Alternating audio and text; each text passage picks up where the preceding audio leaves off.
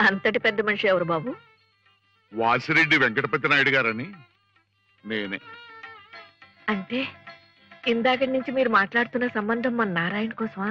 అవును.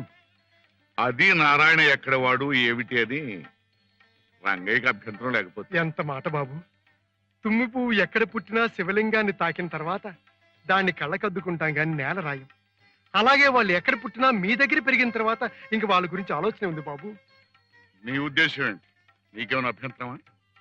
కాశీ అన్నపూర్ణనే నా కోడలుగా చేస్తానంటే నే కాదంటానా?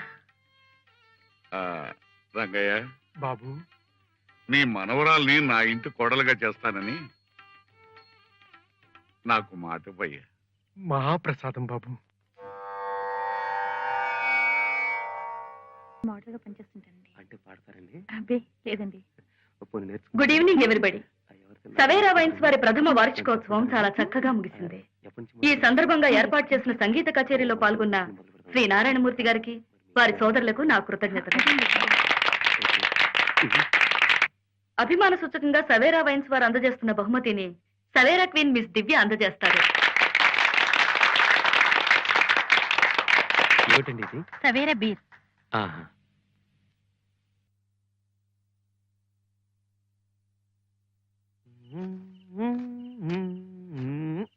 మురళి, మన కచేరీకి ఎంత ఇచ్చారా? 1500 ఇచ్చారు.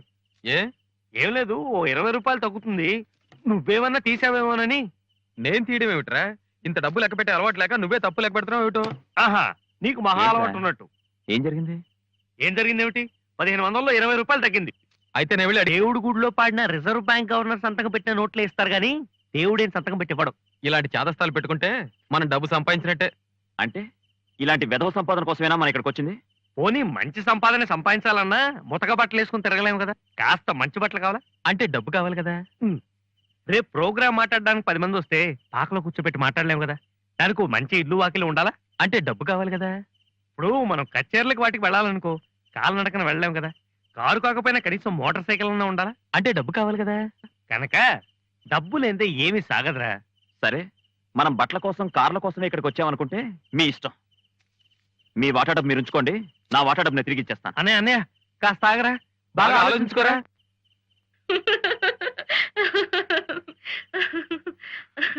మీ అంత బాగా పాడలేదు కదూ? లేదండి, నాకన్నా బానే పాడారు. ఈ పాట నా మనసు తెలుసుకుని పాడారా? అబ్బే, అసలు మీరెవరో కూడా నాకు బాగా తెలీదే. అదేమిటో, కొందరితో సంవత్సరాల తరబడి పరిచయం ఉన్నా దూరంగానే ఉండాలనిపిస్తుంది. కొందరితో మొదటి పరిచయంతోనే దగ్గర అవ్వాలనిపిస్తుంది. ఇక మీరు దూరంగా ఉండాలనుకున్నా దూరం కాలేరు.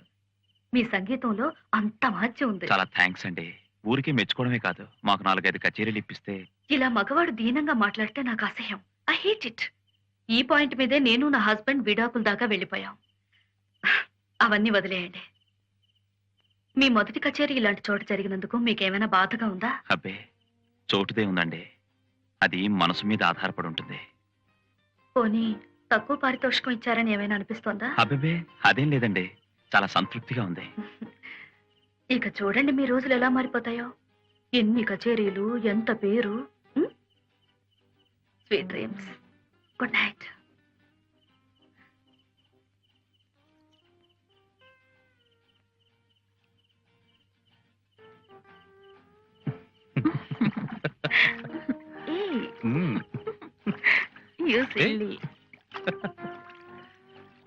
నేనేమన్నా తప్పన్నానా?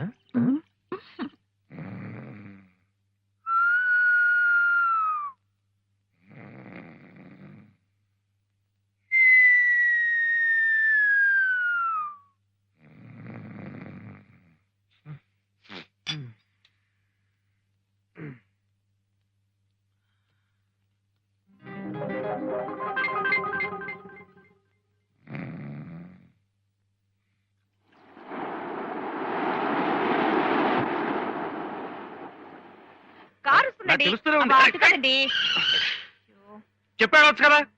మీరు లెఫ్ట్ లో కట్ చేయండి. ఈ మధ్యన ఎల్బోర్డ్ చూస్తే కూడా భయం ఉండలేదు.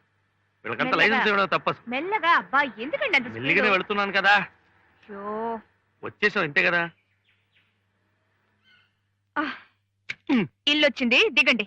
అబ్బా, దీన్ని వదిలి దిగబుద్ధి కావట్లేదు. అలాగే ఆ కాస్త లాంఛనం కూడా అయిపోతే జీవితాంతం అంటి పెట్టుకొని ఉండొచ్చు నన్ను దీన్ని కూడా. అదెట్టా? ఏముంది, వెళ్ళి మా నాన్నగారితో మన పెళ్లి విషయం మాట్లాడండి. గిరిజ, అది కాదు గిరిజ. ఆ? పరిచయం అయి 10 రోజులు కూడా కాలేదు, అప్పుడే ఎప్పుడు ప్రేమించుకున్నారు, ఎప్పుడు పెళ్లి చేసుకోవడానికి నిర్ణయించుకున్నారని మీ నాన్నగారు నన్ను అడిగితే? అన్నీ నేనే చెప్పి చేయించుకోవాల్సి వస్తే మిమ్మల్ని కట్టుకోవడం ఎందుకో. రైటే. సా మీ నాన్నగారి పేరు కోదండపాణి గారు కదూ? ఉమ్, సా ఇప్పుడు ఈ సంగీతం ఎందుకో? బిళహర్ రాగం, ఆది తాళమే నాకు రక్ష.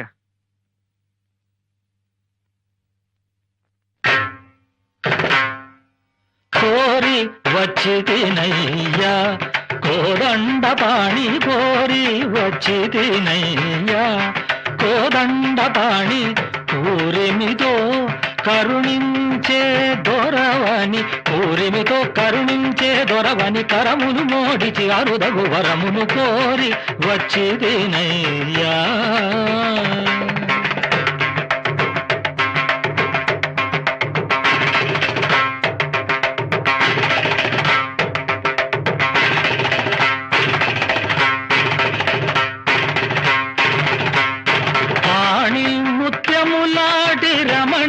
రత్నముతోటి పాణి, ముత్యములాడి రమణి రత్నముతోటి పాణి, గ్రహణమే కోటి సిరులకు సాటి, కామితార్థము తీర్చ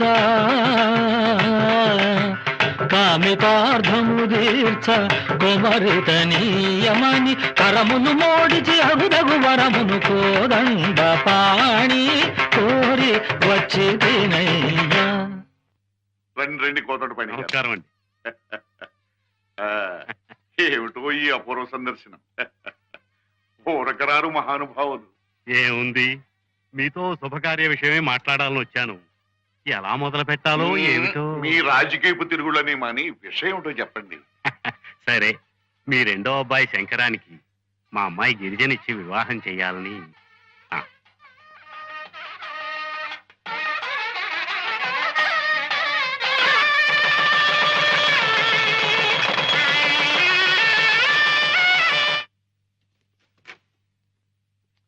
నీకెందుకు తాతయ్య ఈ పనులన్నీ? నువ్వు వెళ్ళాలా, కూర్చో, నేను సత్తాగా. రేపు మన ఊరెళ్ళాక కూర్చోవడం తప్ప మరి ఇంకేం పని ఉంటుందమ్మా? మన వాళ్ళు బస్తీ వచ్చి ప్రయోజకులై ఇంత మంచి ఇంట్లో ఉండే యోగ్యత సంపాదించారని గర్వపడకు. ఈ ఇల్లు ఆవిడగాట ఆపద్ధర్మంగా మన వాళ్ళకి ఇచ్చిందట. అవును, మీ శ్రీమతికి నేను ఏర్పాటు చేసిన ఇల్లు బాగా నచ్చిందా? అంత పెద్ద ఇల్లు ఎందుకు నచ్చదు, కానీ భరాయించద్దు. Don't be silly. ఆ ఇల్లు నీకు అద్దెకేమి ఇవ్వలేదు. ఈ కాంట్రాక్ట్ మీద ఎన్నేళ్లు సంతకం పెడితే అన్నేళ్లు ఫ్రీగా ఉండొచ్చు. ఏమిటి? అయితే జీవితాంతం కాంట్రాక్ట్ తీసుకోండి. ఆ ఇంటి కోసమని కాదు, మీ సహకారంతో నా సంగీతానికి ఒక కొత్త వెలుగిచ్చినందుకు, మీ సాహచర్యంతో నా జీవితానికి నూతన ఉత్సాహం ఇస్తున్నందుకు. రావోయ్. కృతజ్ఞతా సూచకంగా మనం ప్రొద్దున్నే నిద్రలేవగానే ఆవిడ ఫోటోలో చూసుకోవాలనుకో. కానీ కాస్త తారీఖు లెక్కకైనా తిరుపతి దేవస్థానం వారి క్యాలెండర్ ఒకటి పెట్టుకుంటే ఉభయ కుశలోపరిగా తారీఖులతో పాటు దేవుణ్ణి కూడా చూసుకుంటూ ఉండొచ్చు. పైన కూడా మందేనేమిట్రా? పైన ఆకాశం మనదేమిటి, అందరిదేను. అబ్బా, అది కాదండి, పైగది మన శంకరం వాడి భార్యకి కేటాయిస్తే కాస్త సదుపాయంగా ఉంటుందని. అదిగో మాటలోనే వచ్చారు. 100 ఏళ్ళ ఆయుష్. రండమ్మా రండి. మామయ్య గారు కారు. ఏ అమ్మా, మీ నాన్నగారిని కూడా తీసుకురాకపోయావా?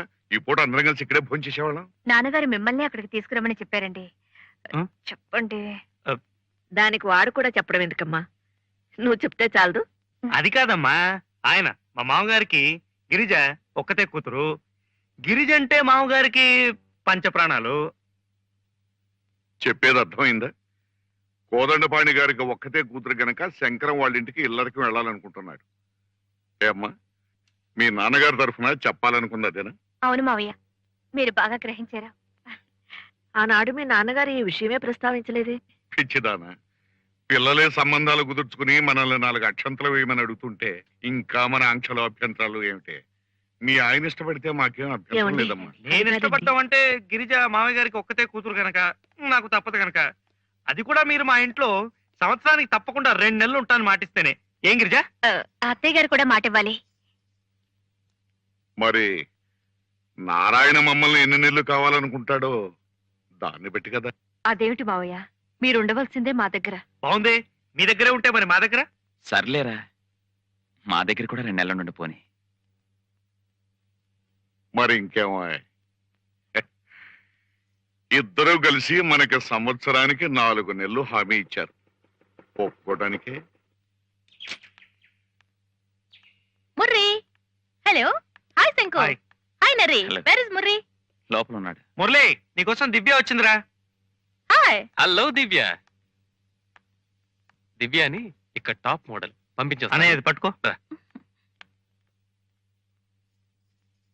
ఎవరా ఆ? వాళ్ళిద్దరు స్నేహితులా? స్నేహం అంటే అడగటం దేనికి, తెలుస్తూనే ఉందిగా. ఏమండి, నాకేదో అనుమానంగా ఉంది. వాళ్ళిద్దరు అలా బరి తెగించి తిరుగుతూ ఉంటే అలా ఊరుకుంటారేమండి? 2 తగిలించగా. అలాగే రాని. మురళి, ఇలారా. యారా, మీ ఇద్దరికి ఇంతకు ముందే స్నేహం ఉందని తెలిస్తే మీ ఇద్దరి పెళ్లి చేసేవాళ్ళం కదా. ఆ అమ్మాయికి ఈ పురోహితులు తంతులు తాళ్ళు ఇష్టం లేదు. అంతగా అవసరం అనుకుంటే రిజిస్టర్ పెళ్లి చాలంటుంది. ఏం చేస్తాం? రంగయ్య, అయ్యా ఎందుకయ్యా మనం ఉన్నాం పాతకాల మనుషులం. బాబు, వీళ్ళిద్దరూ అమ్మగారిని అయ్యగారిని తలో 2 నెలలు పోషిస్తారట. మరి మీరెన్ని నెలలు అనుకుంటున్నారు? ఎక్కడా? నేను ఇంకా స్థిరపడందే. నిజమేనయ్యా, వాడిని కాస్త ఆలోచించుకొని ఇంకా టైం ఉందిగా.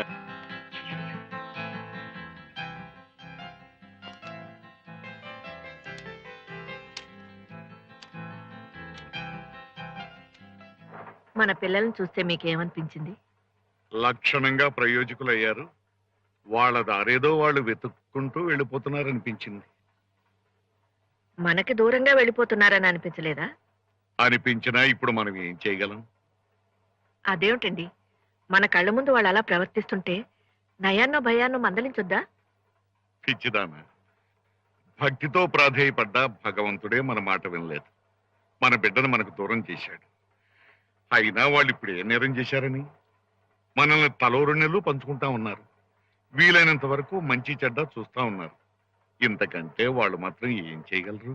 అదేమిటి బాబు, వాళ్ళు ఏం చేద్దామని ఇక్కడికి వచ్చారో అది మర్చిపోయి వాళ్ళ స్వార్థమే వాళ్ళు చూసుకుంటున్నారే, అది తప్పు కదా? అంతకన్నా పెద్ద తప్పు నేను చేశానేమోనయ్యా. బంగారం లాంటి నీ మనవరాల్ని నా ఇంటి కోడలుగా చేసుకున్నాను. ఇప్పుడు నారాయణమూర్తి ప్రవర్తన చూస్తుంటే సీత జీవితం ప్రశాంతంగా సాగుతుందా అని.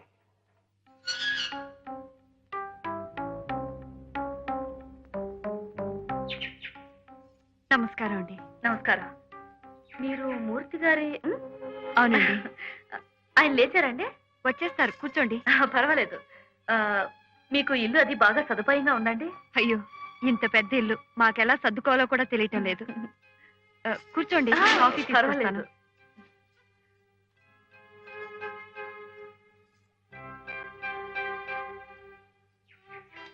హలో, గుడ్ మార్నింగ్ అండి. Hi, good morning.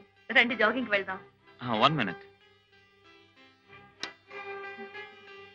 ఏమిటి రోజు ఇంత లేట్ అయితే? ఆలస్యంగా లేచారా?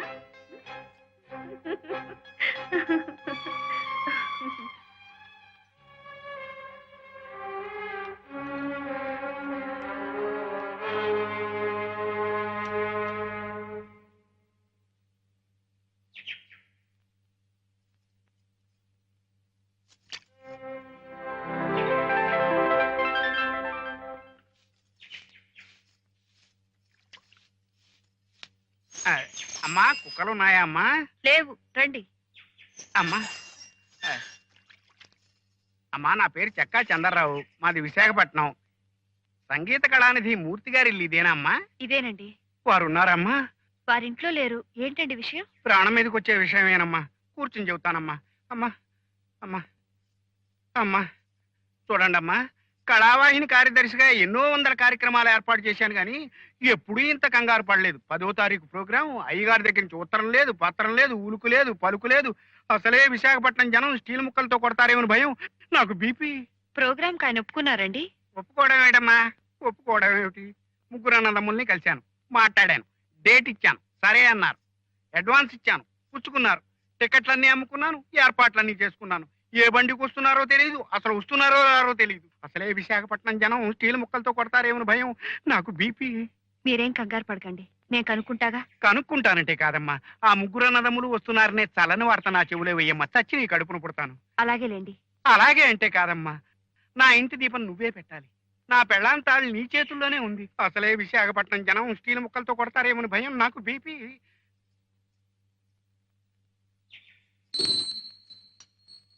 రావుదునా రా. హనుమాన్లో అమ్మగారిని పిలు. గుడికి వెళ్ళిందట కదా, చెప్పాడులే. నువ్వు ఒక్కతో వచ్చావేంటోదినా? అన్నయ్య రాలేదా? లేదు, ఈ నెల 10వ తారీఖు కళావాహిని ప్రోగ్రాం ఏదో ఒప్పుకున్నారటగా, వాళ్ళ సెక్రటరీ వచ్చాడు. అదా, గుర్తులేదు వదినా. ఇది మాకు సీజన్ కదా, ఈ నెలంతా కాంట్రాక్ట్లు టెండర్లు వీటితోనే సరిపోతుంది. కానీ ఒప్పుకున్న తర్వాత మాట నిలబెట్టుకోవాలిగా. నిలబెట్టాలి అంటే మరి తనకు మాలిన ధర్మం చేయలేం కదా వదినా. అన్నయ్య ఏమంటాడు? ఆయన ఇంట్లో లేరు. పాప ఆ సెక్రటరీ చాలా కంగారు పడిపోతున్నాడు.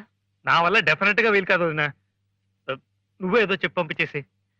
నేను చెప్పడం ఏంటయ్యా, మీరు అడ్వాన్స్ కూడా తీసుకుని వాళ్ళు అన్ని ఏర్పాట్లు చేసుకున్న తర్వాత ఇప్పుడు కాదంటే వాళ్ళు ఏమైపోతారు? ఏమీ కారు వదినా. వాళ్ళ నక్క వినయాలు చూసి నువ్వేం మోసపోకు. అంతగా ఏడిచారనుకో వాళ్ళని నా దగ్గరికి పంపించు. వాళ్ళు ఇచ్చిన అడ్వాన్స్ ని తిప్పి వాళ్ళ మొహానే కొడతాం. అది కాదంటే వాడి కర్మ. నిజమే, వాడి కర్మే. వస్తాను. ఏమ్మా, ఇక వెళ్ళటమేనా? అంతేనమ్మా, ఈ డబ్బు మాయ ఉరితాళ్లా బిగించేస్తుంది. నా బాధ అది కాదయ్యా. ఏ విద్యనైతే దైవంలా కొలిచారో దాన్నిలా నిర్లక్ష్యం చేస్తున్నారే, ఆ పాపం ఊరికే పోతుందా? అది నా భయం.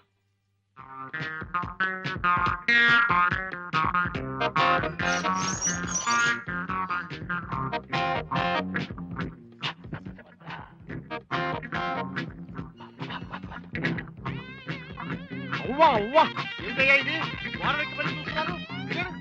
దిగవయ్యా బాబు, దిగవయ్యా బాబు, దిగవయ్యా.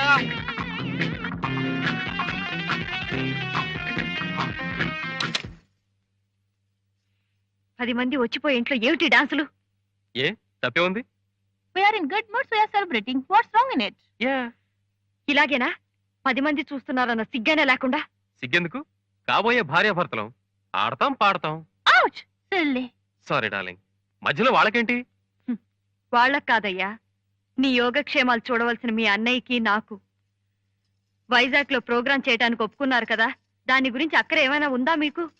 మీరు ఇక్కడికి ఎందుకు వచ్చారో మర్చిపోయి ఇలా ఇష్టం వచ్చినట్టు తిరుగుతున్నారని తెలిస్తే మావయ్య గారు ఎంత బాధపడతారో ఆలోచించారా? ఆయన బాధపడతారని పనికి మాలిన సంగీతాన్ని పట్టుకుని పాకులాడమంటావా? పిచ్చి పిచ్చి ఫోటోల్లో శరీరాన్ని అర్ధనగ్నంగా ప్రదర్శించడానికి పనికొచ్చిన సంగీతం జీవితానికి పనికిరాదా? అంత పనికొస్తుందని నమ్మకం ఉంటే అన్నయ్య నా పాంచాలి గారిని పట్టుకుని పాకులాడకుండా సంగీతాన్ని నమ్ముకుని బతకమని చెప్పు. రా దివ్య. బాయ్. తీసుకో, ఇది షాంపెన్. ఆఫ్టర్ ఆల్ ఆడవాళ్ళు తీసుకున్న లైట్ డ్రింక్. నీ పాతివ్రత్యం ఏం చెడిపోదులే.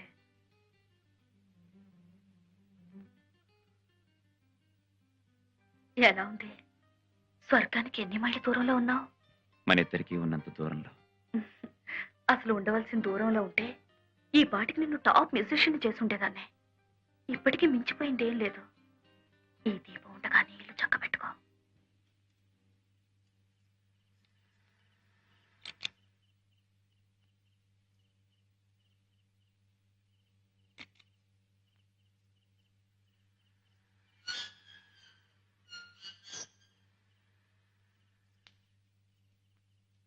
ఏమిటి ఇక్కడ కూర్చున్నావు?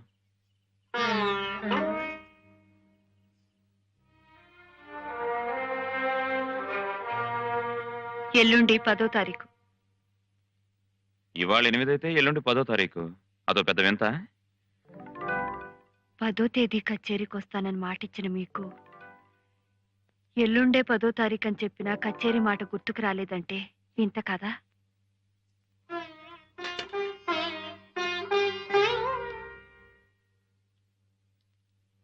చూడు, నేను భోంచేసి వచ్చాను, నాకు వడ్డించొద్దు. అవును, 2వ తారీఖు లాండ్రీకి బట్టలేసాను, ఇంకా రాలేదు? లేదు. అనవసరమైన విషయాలన్నీ గుర్తుండే మనిషికి అవసరమైన విషయాలు గుర్తులేదంటే ఏమనుకోవాలి?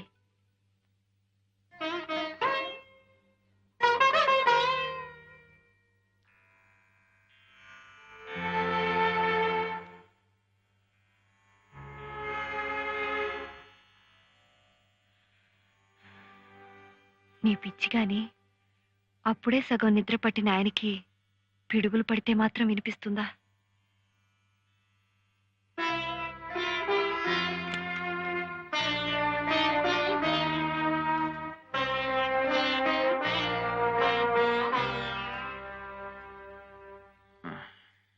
ఎల్లుండి విశాఖపట్నంలో కచేరీ. వాళ్ళిద్దరూ వచ్చేటట్లేరు, అందుకని నేనే వెళ్తున్నాను. రేపు చీకటితో కాస్త బట్టలు సర్దిపెట్టు.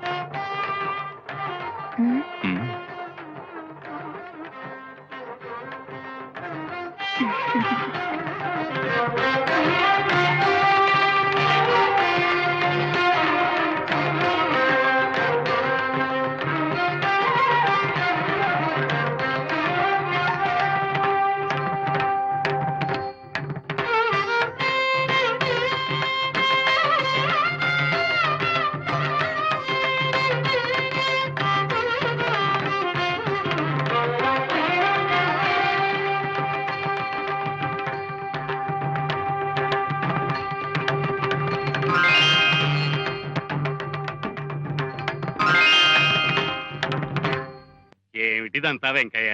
నాకు ఈ ఫలాలు పత్రాలు ఇష్టం లేదని తెలుసు కదా. హనుమాన్లు తీసుకెళ్ళు. ఇష్టం లేదన్నారు. బత్తాయిలు అవి ఫలాల సీజన్ కూడా అనుకుంటాను. ఇవి వస్తున్నాయి, మళ్ళీ వస్తానుగా. అయినా మన ఇద్దరం ఒక ఊరి వాళ్ళం, ఒక వీధి వాళ్ళం. ఇవన్నీ నువ్వు నాకు తేవడం ఏమిటి చెప్పు? దేవుడు మనవడేనని నైవేద్యం పెట్టడం మానేస్తావా? ఎలాగైనా మా సంటోడి కాలేజీలో సీట్ వచ్చేటట్టు చేద్దు. అదే 10,000. ఏంటి శంకరం బాబు ఇక్కడే ఉంటున్నాడా? బాగున్నారండి? బాగానే ఉన్నానయ్యా. నువ్వేంటి అమ్మ నువ్వు రావడమే మానేశావు? మొన్న నాయుడు గారి గుండుపోటు వచ్చినప్పుడైనా మీ ముగ్గురు అన్నదమ్ములు వస్తారని చూసాం. ఏమిటి, నాన్నగారికి గుండెపోటు వచ్చిందా? నీకు తెలీదా? లేదండి, మా కబురు కూడా పెట్టలేదు. ఆశ్చర్యంగా ఉందే బాబు. మీకు ఏమైనా గొడవలున్నాయా? అబ్బే అలాంటివి లేవండి. ఆయనకి ఇప్పుడు ఎలా ఉంది? ఇప్పుడు కాస్త బాగానే ఉందిలే పాపం. కానీ మనసులో దిగులు పెంచేసుకున్నారో ఏమో.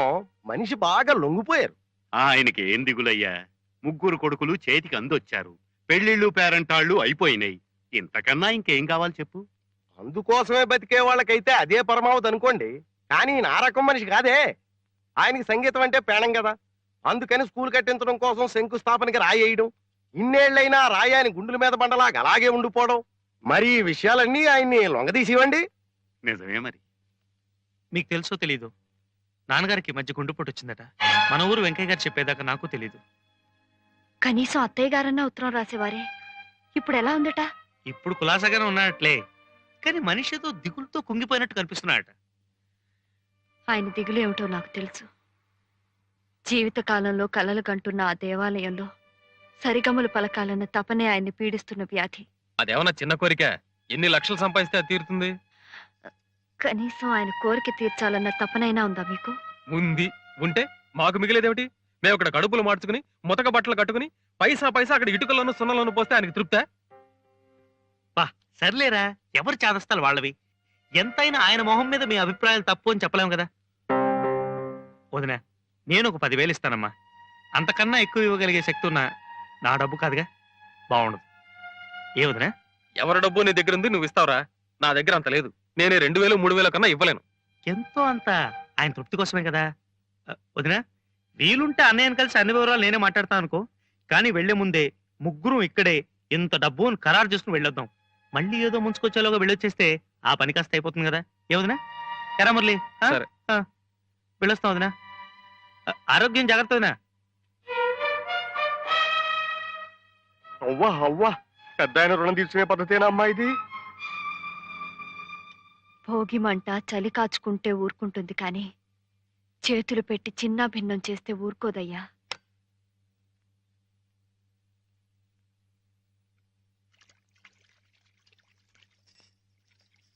శంకరం మీతో ఏం మాట్లాడలేదా?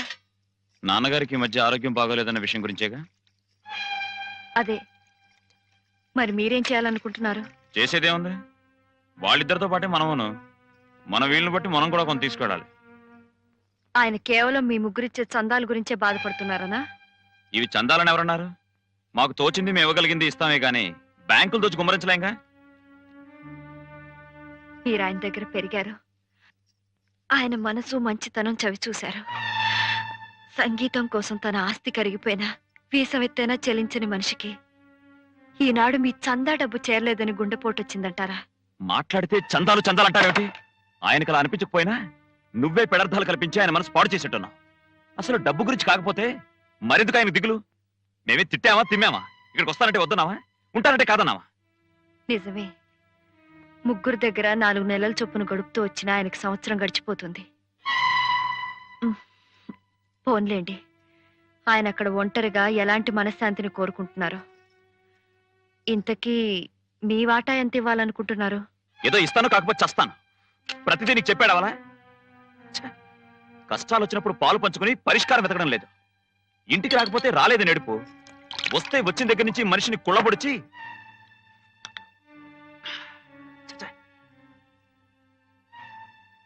పాంచాలి గారు 10,000 ఇచ్చి మన పరువు కాపాడుతున్నారు. ఆవిడెప్పుడైనా ఇంటికి వస్తే పెడమొహం పెట్టుకోకుండా కాస్త థ్యాంక్స్ చెప్పాడు.